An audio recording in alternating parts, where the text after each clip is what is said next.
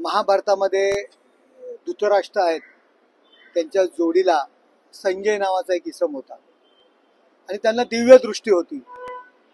त्या संजयाने हे स्वतःला जर संजय समजत असतील तर त्यांनी पब्लिकच्या मनात काय आहे, स्वतःची दृष्टी काय आहे ते न पाहता सर्वसामान्य जनतेच्या मनात काय आहे याचा विचार करावा. रात्रीचा थर्रा मारतात, स्वस्तातला भांडूपच्या त्यांच्या त्या खालच्या हातभट्टीचा ते घेतात, त्याचा अंमल त्यांच्यात उतरलेला दिसत नाही आणि त्यांना स्वप्नातही एकनाथ शिंदे साहेब दिसतात आणि त्यामुळे अशा पद्धतीचे ते वक्तव्य करतायत.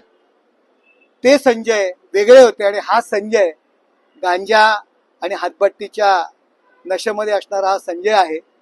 त्याच्यामुळे त्यांची ही परिस्थिती आहे आणि ते सकाळी काय लिहिलं असेल, रात्रीची उतरलेली नसेल म्हणून.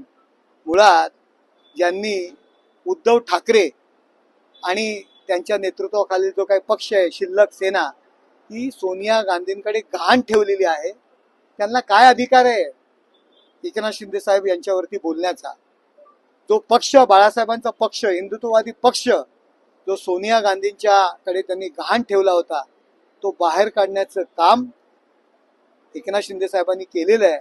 त्यामुळे शिवसेना पक्ष विसर्जन करण्याचा प्रश्नच येत नाही.